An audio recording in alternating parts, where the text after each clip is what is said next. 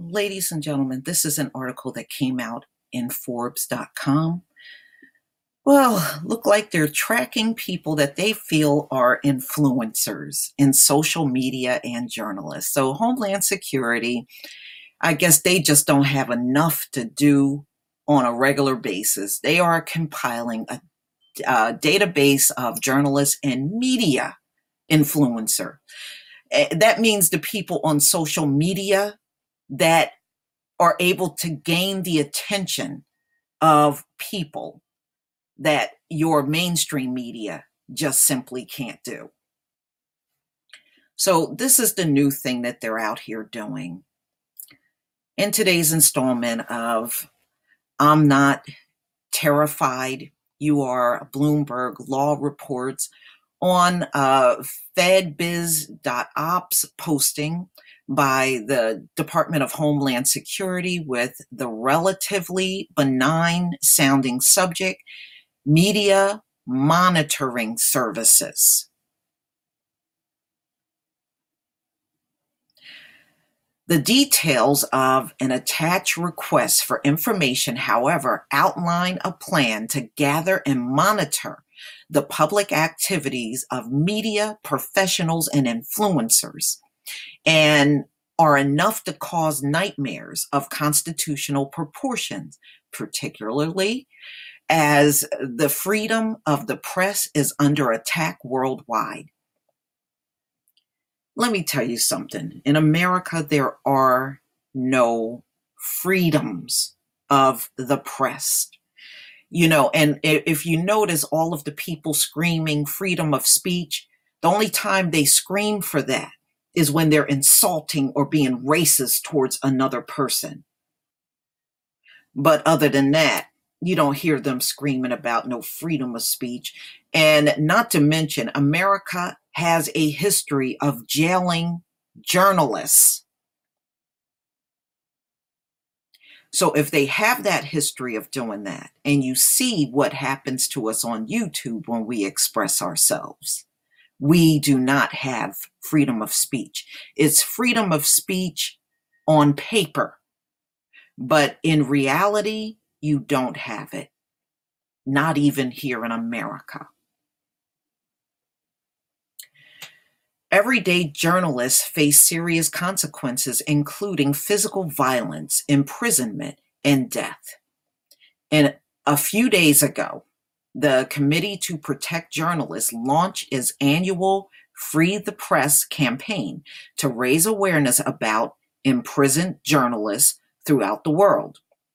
On May 3rd, the UNESCO will once again mark World Press Freedom Day to inform citizens of violations of press freedom, a reminder that dozens of countries around the world, publications are censored, fined, and suspended and closed down, while journalists, editors, publishers are harassed, attacked, detained, and even murdered. Meanwhile, the United States government, traditionally one of the bastions of press freedom, is about to compile a list of professional journalists and top media influencers. They're talking about the people on social media, y'all, which would seem to include bloggers and podcasters, and monitor what they're putting out to the public. What could possibly go wrong? A lot. All right, so now you know. This is happening in the U.S. where they claim, we all got freedom of speech, which we know is a laugh. And they never wanted Black people to have freedom of speech. That's why they still, to this day, act indifferent to Black people speaking freely, because in their minds, your slave is not supposed to have freedom of speech. And that's really their attitude. So, media monitoring. The Department of Homeland Security seek to track more than 290,000 global news sources, as well as social media in over 100 languages, including Arabic, Chinese, and Russian. And for instance, translation into English. The successful uh, contracting company will have 24/7 access to a password-protected media influencer database, including journalists, editors, correspondents, social media influencers, and bloggers, in order to identify any and all media coverage related to the Department of Homeland Security or a particular event. So they're going to compile our names and put it into a database, and we're going to be monitored. The database will be browsable by location, beat, and type of influencer.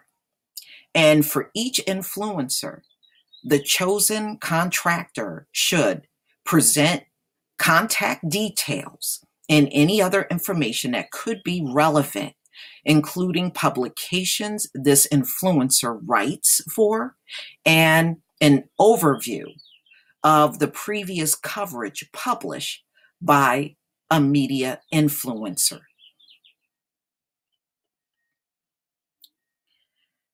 Okay, so really what they're saying is they're going to be spying on all of us from now on through the Department of Homeland Security. Anybody that has a voice and raising your voice and raising some type of awareness in social media. And as far as journalists, there's very few real journalists in America now. You know, all of them just follow a script and just read from it and just recite the same thing from one channel to the next. It's really nothing to watch in mainstream media, and it hasn't been for a long time. And I'm not even sure, even when I was a child, mainstream media was probably not even worth watching back then. So the U.S. government is compiling and monitoring a list of media professionals and top media influencers. Is a potential threat to democracy, which they don't care. This government does not care about democracy. They don't care about your voice. They don't care if they got to break laws in order to get you and break their constitution. The Constitution, to me, is no better than being written on toilet paper. They don't follow that stuff. They don't even follow the Constitution in court. They're very lenient with certain people, and other people they throw the book. That tells you they don't even give a damn about their laws. They will violate you when they're good and ready. That's what this is all leading to. This government will violate you when they're good and ready, and they don't care about laws. They don't care about Constitution. They don't care if they got to jail you illegally. They will do whatever they have to do to silence you. That's what this is all about, silencing people from getting any kind of word out to the general public. This is why we need your support, ladies and gentlemen. It's no joke. You know, the backlash that we get constantly from YouTube, and now we're going to all be monitored and watched if you are putting any type of information out where it's influencing the public. Boy, where does it ever end? It just don't. Please leave your comment and subscribe, and don't forget to hit on the notification bell and join me on Black Junction TV, blackspot.com. And if you can support my channel, please do. These are the times when it's really pertinent, because we're in the final stretch of their 6,000-year run, ladies and gentlemen. So they are about, you think they're bad now, it's going to get worse. So support your favorite YouTube channels. I do.